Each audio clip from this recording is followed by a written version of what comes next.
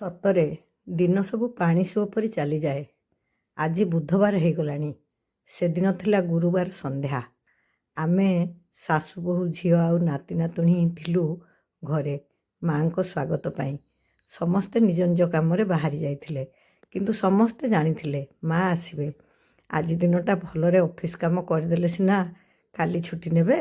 ସେଥିପାଇଁ କେହି ରହିପାରିନଥିଲେ। 10 ବର୍ଷର ପ୍ରତୀକ୍ଷା ପରେ କରୁଣାମୟୀ ମା ପୁଣି ଥରେ କରୁଣାର ଅବତାର ହେଇ ଆମ ଘରେ ପଦାର୍ପଣ କଲେ। ସାଙ୍ଗରେ ଆସିଥିଲେ ବୁଢ଼ା ଭାଇ ଆଉ ଉମା ନାନୀ, ଆମ ଆଶ୍ରମର ବ୍ରହ୍ମଚାରୀ ଆଉ ବ୍ରହ୍ମଚାରିଣୀ, ଆଶ୍ରମର ମୁଖ୍ୟ ସେବକ ସେବିକା। ସେମାନଙ୍କ ସାଙ୍ଗେ ମା ଆସିଲେ ଘରକୁ। କେତେ ଆଶା ପୂରଣ ହେଇଗଲା ଆଜି ମୋର ସତରେ। ଆଉ ପିଲାମାନେ ବି ଖୁସି ହେଉଥିଲେ। ଯେମିତି ଆସିବାର ବେଳ ହେଇଥିଲା ପୁଣି ସେମିତି ଫେରିଯିବାର ବେଳ ବି ହେଇଗଲା। ଆଉ ଶନିବାର ଦିନ ସକାଳେ ବାବାଇ ସାଙ୍ଗରେ ମା ବାହାରିଗଲେ ଆମ ସମସ୍ତଙ୍କଠୁ ବିଦାୟ ନେଇ ଆଉ ଜଣେ ଭକ୍ତଙ୍କର ଘରକୁ। ଆମ ଠାକୁରେ ସବୁବେଳେ କହିଛନ୍ତି ଗୃହସ୍ଥାଶ୍ରମ ହିଁ ସବୁଠାରୁ ବଡ଼ ଆଶ୍ରମ। ଆମ ଘରୁ ବାହାରିବା ପୂର୍ବରୁ ମା ଯାଇ ଠାକୁରଙ୍କୁ ପ୍ରଣାମ କଲେ। ହେଲେ ଆମ ଘରେ ମା କ'ଣ କରିଥିଲେ ସେ ବିଷୟରେ ତ ସମ୍ୟକ କହିବି। ଏସବୁ କାମର ଚିତ୍ର ଉତ୍ତୋଳନ କରିବା ବା ତାକୁ ପ୍ରଚାରିତ କରିବା ମୋର ଉଦ୍ଦେଶ୍ୟ ନୁହେଁ, ଉଚିତ ମଧ୍ୟ ନୁହେଁ। କିନ୍ତୁ ଯେହେତୁ ମୁଁ ଆପଣମାନଙ୍କ ସହିତ ଗୋଟିଏ ପାରିବାରିକ ବନ୍ଧନ ପରି ବାନ୍ଧି ହେଇଗଲିଣି, ମା ଆସି କ'ଣ କଲେ ସେ ବିଷୟରେ ତ ଟିକେ କହିବି। ପରିଣତ ବୟସରେ ମାଆଙ୍କର ଶରୀର ଦୁର୍ବଳ ହେଇଛି ସତ, କିନ୍ତୁ ମାଆଙ୍କର ମନ ବା ଧୀ ଶକ୍ତି ପୂର୍ବପରି ସେମିତି ପ୍ରଖର ଆଉ ସତେଜ ରହିଛି। ହେଲେ ଏସବୁ କାମରେ ବୁଢ଼ା ଭାଇ ତ ତାଙ୍କର ଡାହାଣ ହାତ। ମା ଟିକେ ସବୁ ଆରମ୍ଭ କରିଦେଲା ପରେ ବୁଢ଼ା ଭାଇ ଏ କାମକୁ ସମ୍ପନ୍ନ କରିଥିଲେ। ଆଉ ଏ ପବିତ୍ର କାମରେ ଆମେ ସପରିବାର ଉପସ୍ଥିତ ରହି ଠାକୁରଙ୍କୁ କରୁଣାରେ ପ୍ରାର୍ଥନା କରୁଥିଲୁ। ବଡ଼ ପୁଅ କିନ୍ତୁ ରହିପାରିନଥିଲା। ସବୁବେଳେ ତା'ର ଅନୁପସ୍ଥିତି ମୁଁ ମୋର ନାତି ଦ୍ୱାରା ପୂରଣ ହେଇଯାଏ ବୋଲି ମନେ କରେ। ଗୁଟୁ ଥିଲା। ପୂଜା କାମ ହେଲା, ଘରେ ଗୋଟିଏ ଶୁଭ କାର୍ଯ୍ୟ ହେଲେ ନିଜର ପ୍ରିୟ ପରିଜନଙ୍କୁ ଡାକିବା ଯେମିତି ବିଧେୟ, ସେମିତି ଆମ ଠାକୁରଙ୍କର ପୂଜାର୍ଚ୍ଚନା ହେଲେ ଆମ ଏଇ ଠାକୁରଙ୍କ ଆଶ୍ରିତ ବା ଗୁରୁ ଆଶ୍ରିତ ସମସ୍ତଙ୍କୁ ଯଥାସମ୍ଭବ ନିମନ୍ତ୍ରଣ କରିବା ମଧ୍ୟ ଆମର କର୍ତ୍ତବ୍ୟ। ସଭା ପ୍ରଥମେ ମୋର ପୁରୀ ପୁଅ ଆସି ଜୁଟି ଯାଇଥିଲେ। ତାପରେ ଆମ ଏଇ ପାଖ ଗୁରୁ ଭାଇଙ୍କ ପୁଅ ଆଉ ଝିଅ। ତାଙ୍କ ପୁଅ ତ ସେଦିନ ବହୁତ ପରିଶ୍ରମ କରିଥିଲା, ରାଜେନ୍ଦ୍ର ବା ମାଡଲୁ। ଆଉ ଏମାନେ ହେଲେ ମୋର ଝିଅ ବୋହୂ, ତାଙ୍କୁ ତ ସବୁ ଚିହ୍ନିଛନ୍ତି। ଆଉ ତାଙ୍କ ସାଙ୍ଗେ ଯିଏ ବସି କଥା ହେଉଛନ୍ତି ସିଏ ମୋର ମାଉସୀ, ଆଉ ତାଙ୍କ ପାଖରେ ମାଉସୀଙ୍କର ନଣନ୍ଦ, ମାନେ 2 ଜଣ ଯାକ ମୋର ମାଉସୀ। ବହୁତ ବେଶୀ ଅତିଥିମାନେ ପହଞ୍ଚିବା ପୂର୍ବରୁ ଟିକେ ସମୟ ମିଳିଯାଏ। ସେଇ ଭିତରେ ସେମାନେ ଟିକେ ଖଟି ଗପ ଲଗାଇଥିଲେ। ତାପରେ ତ କାମ ଜୋରଜାର ଲାଗିଗଲା। ଆହୁରି କାମ ଲାଗିଥାନ୍ତା, ଯେହେତୁ ଭୋଗ ମଗା ହେଇଥିଲା। ଘରେ ରୋଷେଇର ବ୍ୟବସ୍ଥା ଆମେ କରିନଥିଲୁ। ଏତେ ଗୁଡ଼ିଏ ଛୋଟ ଛୁଆଙ୍କୁ ଶୃଙ୍ଖଳିତ ରଖି ପୁଣି ଘରର କାମ ତଦାରଖ କରିବା ଗୋଟିଏ କାଠିକର ପାଠ। ହେଲେ ମାଆଙ୍କ ଆଗମନରେ ସତ ଯେମିତି ଆମ ସମସ୍ତଙ୍କ ଦେହରେ ଉତ୍ସାହ, ଶକ୍ତି, ଉଦ୍ଦୀପନା ସବୁ ଭରି ଯାଇଥିଲା। ସମସ୍ତେ କାମରେ ଲାଗିଥିଲେ। ଆଉ ତା ଭିତରେ କାର୍ତ୍ତିକ, ବିଭୂତି, ଯେଉଁମାନେ କି ମୋର ରକ୍ତର ନୁହନ୍ତି କିନ୍ତୁ ଏତେ ଅନ୍ତରଙ୍ଗ କେମିତି ହେଲେ କି ଜାଣି, ସେମାନେ ସବୁ ବି ଆସି ପହଞ୍ଚି ଯାଇଥିଲେ। ସମସ୍ତେ ଯାହା ଆଖି ଆଗରେ ପଡ଼ୁଥିଲା ତାହା କରିଚାଲିଥିଲେ। କାହାକୁ କିଛି ବତେଇବାକୁ ପଡ଼ୁନଥିଲା। ଆଉ ଇଏ ତ ରାଜେନ୍ଦ୍ର, ଆମର ଏଇ ପାଖ ଗାଁର ଜଣେ ଗୁରୁ ଆଶ୍ରିତ ପରିବାରର ପୁଅ। ସିଏ ବି ସବୁ କାମରେ ଲାଗି ପଡ଼ିଥିଲେ। ଇଏ ମୋ ଭାଉଜ, ଇଏ କଲ୍ୟାଣପୁରର। ଆଜି ମୋ ମନ ଆଉ ଗୋଟେ କଥାରେ ବହୁତ ଖୁସି ଥିଲା। ବିଶୁଳିପଡ଼ାରୁ ମାଉସୀ ଆସିଥିଲା, ଆଉ କଲ୍ୟାଣପୁରରୁ ଭାଉଜ ଆସିଥିଲେ। ଆଉ ଆସିଥିଲେ ମୋର ନାତି ନାତୁଣୀ। ଇଏ ମୋର ଖୁଡ଼ି ଶାଶୁ। ଏ ଖୁଡ଼ି ଶାଶୁଙ୍କୁ ତ ମୁଁ ଆଗରୁ ଦେଖେଇଥିଲି, ସେ ମୋ ଦିଅର। ଏମିତି ସବୁ ସ୍ନେହ ସମ୍ପର୍କର କିଛି ବନ୍ଧନ, ଆଉ ଗୁରୁ ଆଶ୍ରିତ ସମ୍ପର୍କର କିଛି ଗୁରୁ ଭାଇ, ଆଉ ମାଆଙ୍କ ଉପସ୍ଥିତିରେ ଘର ମୋର ପୁରି ଉଠୁଥିଲା। ଭାବିଲି ଜୀବନରେ ଯେତେ ଯାହା କରିଛି ଆଜିର ଦିନଟା ମୋ ପାଇଁ ସବୁଠୁ ବେଶୀ ମୂଲ୍ୟବୋଧ ରଖୁଥିଲା।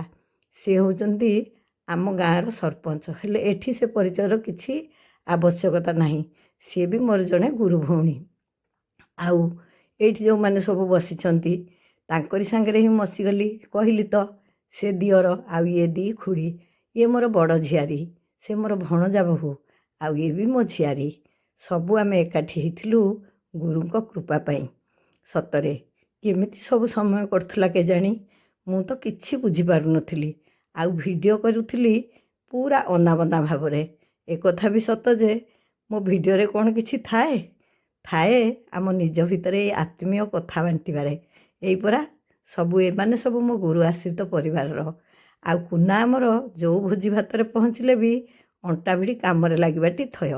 ଶେଷ ବ୍ୟାଚ୍ରେ ଯେଉଁମାନେ ବାଢ଼ୁଥିଲେ ଏଇ ବିଭୂତି, ଆଉ ସେ କାର୍ତ୍ତିକ ଗଲେ, ଇଏ ରାଜେନ୍ଦ୍ର, ଆଉ ଇଏ ଆମର ବଡ଼ ଭାଇ ବା ମୁଖ୍ୟ ବ୍ରହ୍ମଚାରୀ, ଆଉ ଇଏ ଜଣେ ମା ଆସିଥିଲେ ଗୁଲୁରୀ, ଆଉ ଯିଏ ସବୁ ଆମ ବୋହୂ ଦିହେଁ, ଏମାନଙ୍କୁ ସବୁ ବାଢ଼ିବା ପାଇଁ ଇଏ ସବୁ ଲାଗିଯାଇଥିଲେ।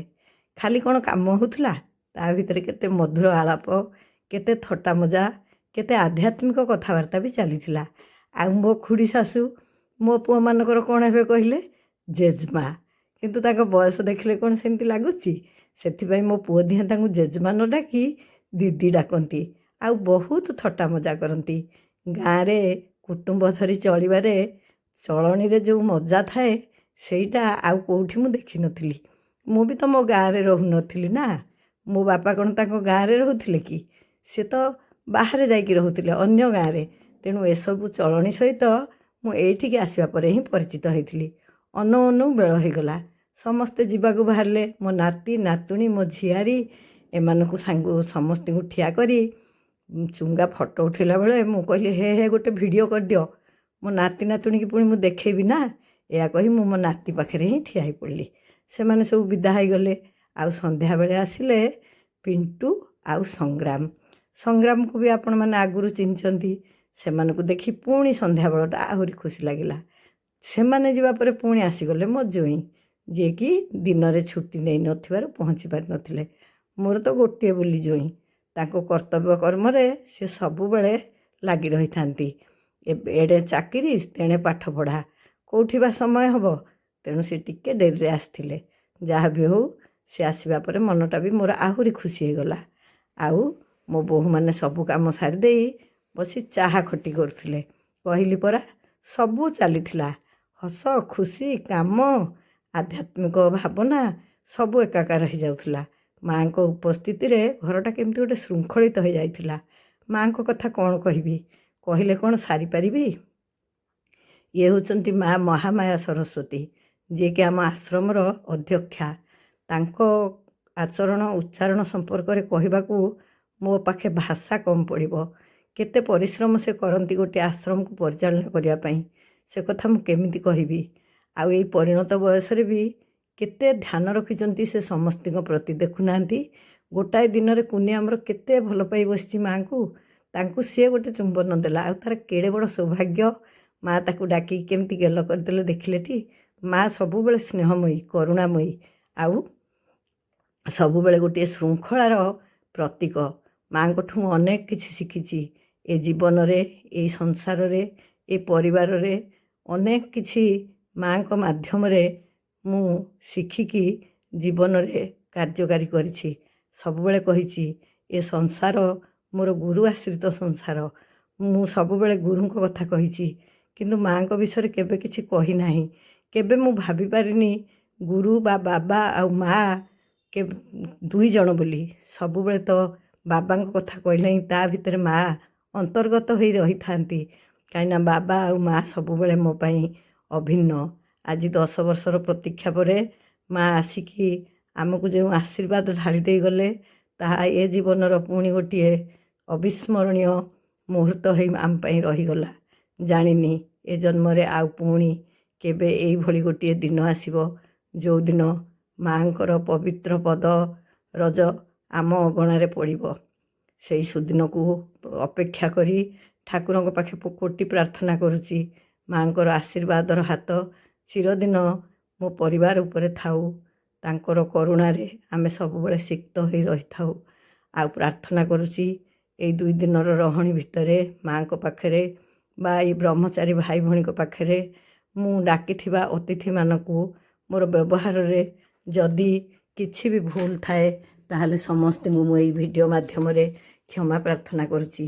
ଆଉ ଏଇଠି ମୁଁ ଠାକୁରଙ୍କର ଗୋଟିଏ ବାଣୀ କହୁଛି, ଯାହା ଠାକୁରେ କହିଛନ୍ତି, ଆଉ ଯେଉଁ ବାଣୀଟିକୁ ମୁଁ ସବୁଠୁ ବେଶୀ ଅନ୍ତରଙ୍ଗ ଭାବରେ ଗ୍ରହଣ କରିଛି, ସେ କଥାଟା ହେଲା ଠାକୁରଙ୍କ ବାଣୀ, ମୁଁ ତୁମମାନଙ୍କ ଠାରୁ କିଛି ଚାହେଁନା, ତୁମମାନଙ୍କ ଆଶ୍ରମ ମଠ ଚାହେଁନା, ତୁମମାନଙ୍କ ଠାରୁ କୌଣସି ପ୍ରକାର କାର୍ଯ୍ୟ ପାଇବାର ବି ଦାବି କରେନା।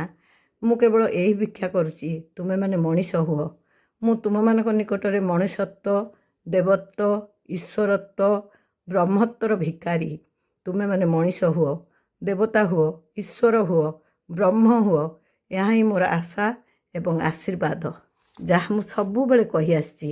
ଆମେ ମଣିଷ ଜନ୍ମ ପାଇଛେ, ଆମେ ଆମର ମାନବିକତାର ଉନ୍ମେଷ କରିବା। ଏଇଟା ମୁଁ ଆଉ କେଉଁଠୁ ଶିଖିଛି କି? ଏଇ ଆଶ୍ରମ ସହିତ ସଂଶ୍ଳିଷ୍ଟ ହେଇ ଗୁରୁ ଆଶ୍ରିତ ହେବାର ସୌଭାଗ୍ୟ ଅର୍ଜନ କରିବାରୁ ଏଇ କଥା ସବୁବେଳେ ମୋ ମନ ଭିତରେ ଜାଗରିତ ହେଇଛି।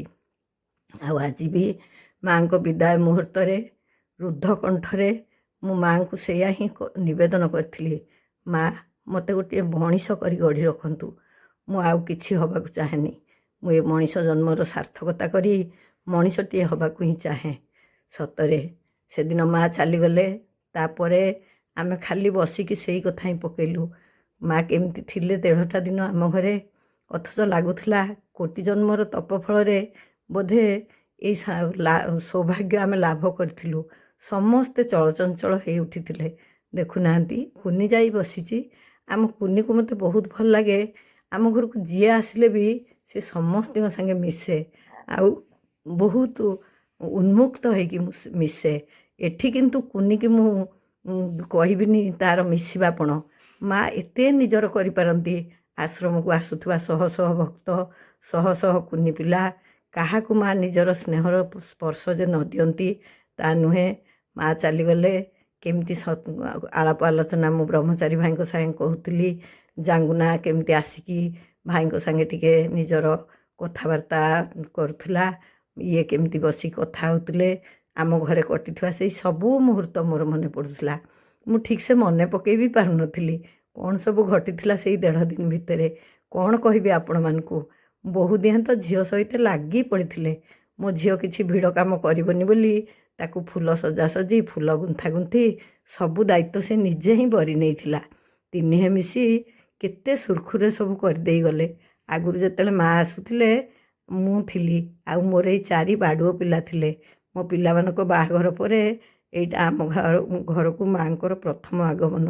ତେଣୁ ଭାବିଲି ୟାଠୁ ବଡ଼ ସୌଭାଗ୍ୟ ଆଉ କ'ଣ ଥାଇପାରେ। ସବୁ ଝିଅ ବୋହୂ ମିଶିକି ମାଆଙ୍କ ସ୍ୱାଗତରେ ଲାଗି ପଡ଼ିଥିଲେ। ଆଉ କ'ଣ କହିବି ମୁଁ ମାଆଙ୍କ ବିଷୟରେ, ମୋ ପାଇଁ କିଛି ଭାଷା ନଥିଲା। କିନ୍ତୁ ଏତିକି ମୋତେ ଖୁସି ଲାଗୁଥିଲା, 10 ବର୍ଷର ପ୍ରତୀକ୍ଷାରେ ଆମେ ମାଆଙ୍କୁ ପାଇପାରିନଥିଲୁ। ହେଲେ ମୋ ପିଲାମାନେ ଏଇ ପୌଷ ପୂର୍ଣ୍ଣିମାରେ ଦୀକ୍ଷିତ ହେଲା ପରେ ପରେ ହିଁ ମା ଆମ ଘରକୁ ଆସିଲେ। ଶିବ ବି ଲାଗି ପଡ଼ିଥିଲା। ସିଏ ତ ଆମ ଘରର ଗୋଟିଏ ଅଙ୍ଗ, ସିଏ ଆଉ କୁଆଡ଼େ ଯିବ। ମା ବି ତାକୁ ଡାକିକି ଆଶୀର୍ବାଦ କରିଥିଲେ।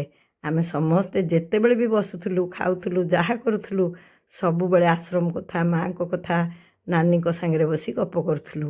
ଏଇ 2 ଦିନର ଅନୁଭୂତି ଚିରଦିନ ପାଇଁ ଆମ ସ୍ମୃତିପଟରେ ଉଦ୍ଭାସିତ ହୋଇ ରହିବ। ଆଉ ସେଇ ଅନୁଭବରୁ କିଛି ମୁଁ ଆପଣମାନଙ୍କୁ କହିଲି। ଆଉ ଭାବିଲି ନା, ଭିଡ଼ିଓ ଭଲ କରିବା ବାହାନାରେ ମୁଁ ଆଉ ଡେରି କରିବି ନାହିଁ। ଆଜି ତ ଝିଅ ପଳେଇଗଲା, ଏ ଭିତରେ ଘଟିଥିବା ସମସ୍ତ ଘଟଣା ମୁଁ ଧୀରେ ଧୀରେ ଆପଣମାନଙ୍କୁ ଜଣାଇବି। ଏତେ ଖୁସି ଭିତରେ ବି ଦୁଃଖଟିଏ ଘଟିଗଲା। ହଁ, ମନେ ନଥିଲା ମୋର ଏ ସାନ ଭଉଣୀଟି, ଯିଏ ଜଣେ ବିଶିଷ୍ଟ କବି ଆଉ ଠାକୁରଙ୍କ ଆଶ୍ରିତ, ସେ ବି ଆସିଥିଲେ। ଆଉ ମୋ 2 ବୋହୂ ସେ ରୋଷେଇ ଘରେ ହିଁ ଲାଗି ପଡ଼ିଥିଲେ। ପରିଷ୍କାର ପରିଚ୍ଛନ୍ନ କରି, ଯେମିତି ଆମର ଅରୁଆ ବାସନ ସବୁ ଥାଏ ତାକୁ ସବୁ ବାହାର କରି, ସବୁ ସେଥିରେ ରୋଷେଇ କରି, କିଏ ବନ୍ଧୁବାନ୍ଧବ ଆଇଲେ କ'ଣ ସର୍ବତ ଦିଆହେବ କ'ଣ ହେବ ସବୁଥିରେ ଲାଗିଥିଲେ। ମା ତ ପଳେଇଗଲେ। ପରଦିନ ସଂକ୍ରାନ୍ତି ଆଉ ଅମାବାସ୍ୟା ଥିଲା। ମୁଁ ଫୁଲ ଗୁନ୍ଥିଲା ବେଳେ ଭାବୁଥିଲି, କେତେ ଜନ୍ମର ତପ ଫଳରୁ ଠାକୁରେ ମୋତେ ଏଇଭଳି ଗୁରୁ ଆଉ ଗୁରୁମାତା ଦେଇଛନ୍ତି, ଯିଏ ମୋତେ ଜୀବନର ପ୍ରତି ପଦକ୍ଷେପରେ ନିଜକୁ ସଂଶୋଧିତ କରି ବାଟ ଚାଲିବା ପାଇଁ ସବୁବେଳେ ଦିଗ୍ଦର୍ଶନ ଦେଇ ଆସିଛନ୍ତି। ଆଉ ମୁଁ ବି ସବୁ ମୁହୂର୍ତ୍ତରେ ପ୍ରାର୍ଥନା କରି ଚାଲିଛି, ପ୍ରଭୁ, ତୁମ ଇଚ୍ଛା ମୋତେ ମଣିଷଟିଏ ମୋତେ ଗଢ଼ି ତୋଳ। ମୁଁ କେବଳ ତୁମ ଆଶୀର୍ବାଦରେ ମଣିଷଟିଏ ହେବାକୁ ହିଁ ଚାହୁଁଛି। ଏଇ ପ୍ରାର୍ଥନା କରୁଥିଲି, ଆଉ ଗତ ଦିନ ଗୁଡ଼ିକ ମନେ ପକାଉଥିଲି।